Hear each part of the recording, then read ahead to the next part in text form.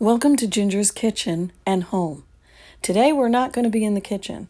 Today is all about sprucing up your home and your decor inexpensively. Most of the time with items you can buy at the Dollar Tree. So now I'm going to go item by item and room by room and just the different projects that I've done. Now this first example is wallpaper from the Dollar Tree that was put on the inside of a door in the hallway to the entrance of the home. Now, the reason that I used this wallpaper on the inside of the door, it was just a test. I wanted to see, was it okay? Was it going to look okay to have a design on the inside of the door instead of painting it? Because of the lighting fixture and the amount of bulb wattage it could take, the only way that I could really brighten the space was to either paint the door a lighter color or to cover it with something that was going to reflect the light. And like I said, this was Dollar Tree contact paper, and this was a test to see whether I was going to like a design on the door. So after it was done for a while, and I could tell that I did like a design, it did definitely brighten the space, but I wasn't 100% thrilled with the design. And I really wanted something that was going to be light reflective. So I found this amazing peel and stick wall covering at the Dollar Tree, and I absolutely fell in love with it. So back to the drawing board I went, but I was so happy when I found this paper.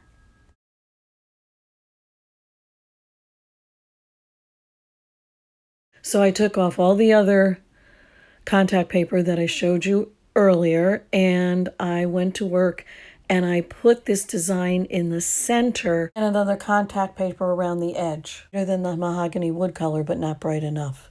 Dark cherry mahogany, which is actually my favorite wood tone color, but I needed to make the space brighter. So what I discovered is this particular wallpaper does not pull off very neatly. So I had to put the bird design right over the framed edges on this, which translates to a lot more cutting, a lot more work involved. So what I decided in the future is I may do this over like foam board and just stick it up on a space and live with it before I have to make all of these corrections. Now I have to warn you that if you pull some contact paper off of the doors and they've been painted, the paint will come off with the contact paper. So you have to be aware of that. Like I said, this made a lot more work out of the project, and it probably took 3 times the amount of time that it would have taken had I been able to do it all at once and I hadn't added that border. Now here is the finished door, and I want to show you some up-close shots that you can see that this paper is really light reflective, like I was talking about.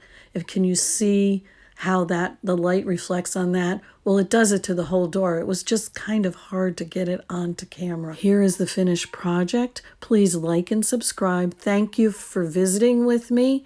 And I'm going to have some more contact paper projects coming up. Until next time.